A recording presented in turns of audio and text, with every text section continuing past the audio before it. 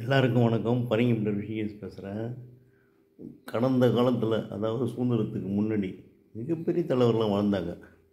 அரவிந்த கோஷ், அவருடைய அப்பா இந்திய நினைப்பை வரக்கூடாதுன்னு சொல்லி லண்டனில் படிக்க வச்சார் ஐசிஎஸ்க்கு. ஆனால் அவர் இந்தியாவில் மிகப்பெரிய சுதந்திர போராட்ட வீரராக இருந்து பின்னிட்டு புதுச்சேரியில் ஆன்மீகவாதியாக அடக்கமானவர்.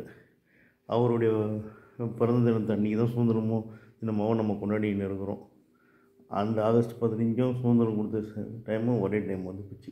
இப்படி அந்த காலத்தில் வாழ்ந்த தலைவர்கள்லாம் இந்த நாட்டுக்காக தங்கள் வாழ்க்கையை அர்ப்பணித்தார்கள். நேதாஜி சுபாஷ் சந்திர போஸ், ஐசிஎஸ், அவரெல்லாம் சாதாரண மனிதனா? அவரெல்லாம் தன்னுடைய வாழ்க்கையை இந்த மண்ணுக்காக அர்ப்பணித்தவர். ஜெயந்தி செல்வம், அவருக்கு முன்னாடி ஜெயந்தி செண்பகராமன், ஜெயந்த் என்ற கோஷத்தை சொல்லிய மாவீரன் தமிழன், ஹிட்லரை மண்டிட்டு மன்னிப்பிக்க வைத்தவன்.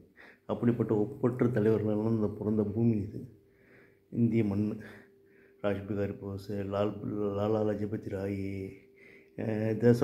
லாலா லஜபதி, தேசபந்து தாஸ், அது சித்தரஞ்சன் தாஸ், நேதாஜியுடைய குரு, இப்படி எத்தனையோ லட்சக்கணக்கான தலைவர்கள் இந்த மண்ணுக்காக வாழ்ந்தவங்க. அவங்களாம் மெத்தப்படுத்தியவர்கள்.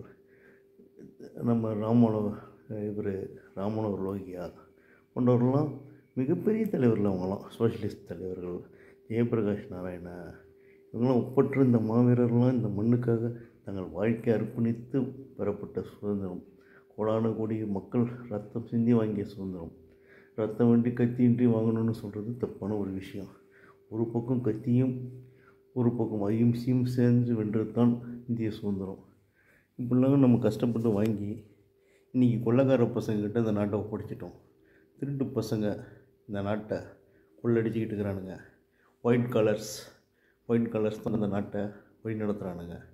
இவனுக்கு என்ன பண்ணுறானுங்க, என்னென்ன அயோக்கியத்தனம் இருக்கோ, எப்படிலாம் லஞ்சம் வாங்கணும், எப்படிலாம் கருப்பு பணத்தை பதுக்கணும் அப்படின்னு சொல்லிட்டு இந்த நாட்டை நாசம் பண்ணிட்டானுங்க. அதுக்கு தகுந்த மாதிரி பொறுக்கி பயிலுங்கள்லாம் வின்ஸ்டன் சர்ச்சில் சுதந்திரம் கொடுக்கும்போது சொன்னார், இந்தியாவை பொறுக்கி பயிலுங்க ஆள்வானுங்கன்னு. அதே மாதிரி பொறுக்கி பயிலுங்கள்லாம் இந்த நாட்டை ஆள்றதுக்கு வந்துட்டானுங்க. இந்த நாட்டுடைய ஜனநாயகத்தை அவனுக்கு தான் அனுப்பிச்சிட்டு இருக்கிறானுங்க.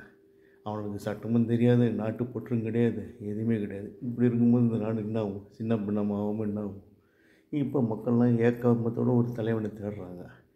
இந்த ஒரு நல்ல தலைவன் கிடைக்க மாட்டானான்னு சொல்லிட்டு அந்த நேரத்தில் ஒருத்தர் கருப்பு பணத்தெல்லாம் கொண்டு வரணும் ஒரு ஷோ கட்டினார் அண்ணா ஹசாரே. அதனால் தொடப்பு கட்டியம் வந்துச்சு, தாமரையம் மலர்ந்தது. ஆனால் புண்ணியம் என்னன்னு பார்த்தா ரிசல்ட்டு 0. இவங்கெல்லாம் சந்தர்ப்பவாத அரசியல்வாதிங்க. நம்ம புதிய அத்தியாயத்தை உருவாக்க வேண்டிய தருணத்தில் இளைஞர்களாக இருக்கிறோம். நம்மலாம் இந்த நாட்டை நேசிங்க, இந்த மண்ணை காப்பாற்றணும். இல்லைன்னா சுத்தமாக வீணாக போயிடும். அதை புரிஞ்சுங்க, அதை புரிஞ்சு நடங்க. நன்றி, வணக்கம்.